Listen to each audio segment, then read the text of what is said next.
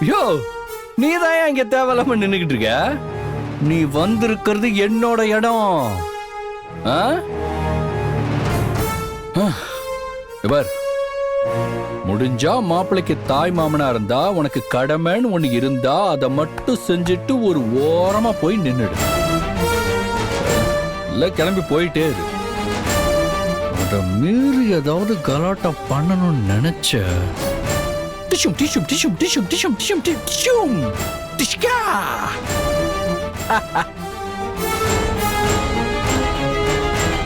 அப்படியே நீங்க வாங்க மாப்பிள்ள போலாம். நானே வரேன்.